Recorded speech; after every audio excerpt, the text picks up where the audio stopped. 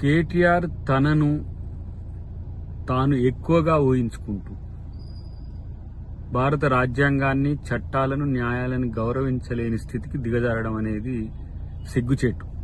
ఎందుకంటే మన మీద వచ్చిన ఆరోపణలు ఏవైనా సరే అవి వాస్తవం కాదు అని నిరూపించుకోవాల్సిన అవసరం ఎవరికైనా ఆరోపింపబడ్డ వాళ్ళ మీద ఉంటుంది. కానీ కేటీఆర్ కొంచెం చట్టానికి అతీతంగా నేను వ్యక్తిని అన్నట్టుగా, న్యాయానికి అతీతంగా వ్యక్తిని అన్నట్టుగా ప్రవర్తించడం, లేదంటే జులూం చేయడమో లేకపోతే దబాయింపు చేయడమో, ఇవన్నీ కూడా ఈసడింపుకు గురైతే అనే విషయాన్ని తెలుసుకుంటే మంచిది.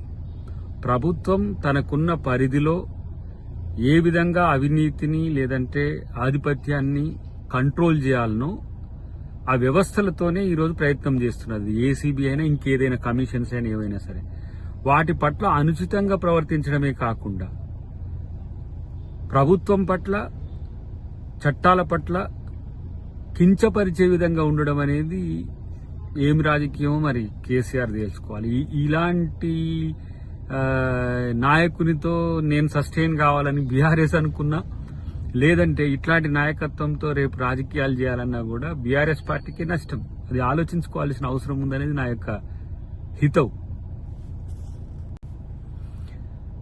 ఏ కేసులు వచ్చినా అటు దేశంలో సోనియా గాంధీ గారు కానీ, రాహుల్ గాంధీ గారు కానీ, ఇటు మా రేవంత్ రెడ్డి గారు కానీ, మా కాంగ్రెస్ పార్టీ నాయకులు ఎవరైనా కానీ చట్టం ముందు అందరూ సమానులే అనే ఉద్దేశంతో ప్రవర్తించిన తీరు మీ అందరికీ తెలుసు. అది ఏదైనా సరే, కేసు ఏదైనా సరే, అటు ఈడీ అయినా సరే, ఇటు ఇక్కడ కేసీఆర్ చేసిన అఘాయిత్యాలు ఏవైనా సరే. కానీ ఈరోజు తప్పు చేయడం వాళ్ళ వంతే, తప్పు చేస్తాం మేము, అది మా బర్త్ రైట్ అన్నట్టుగా మాట్లాడడం, మమ్మల్ని మీరు ఏమీ అనొద్దు, పోలీసులు ఏమనొద్దు, చట్టం ఏమొద్దు అనొద్దు, కోర్టులు ఏమనొద్దు అన్నట్టుగా ఈరోజు ఏ విధంగా కేటీఆర్ ప్రవర్తిస్తుండో మీరు చూస్తున్నారు. రెండు రాష్ట్రాలు కూడా.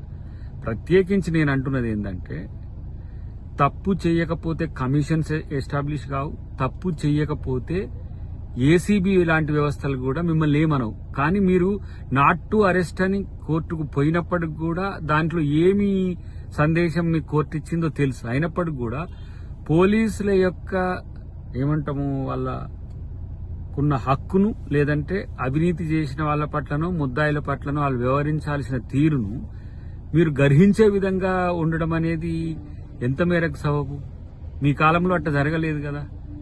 చట్టానికి లోబడి ఉండాలని కదా, భారత పౌరులే కదా భారత రాష్ట్ర సమితి అని పెట్టుకున్నారు.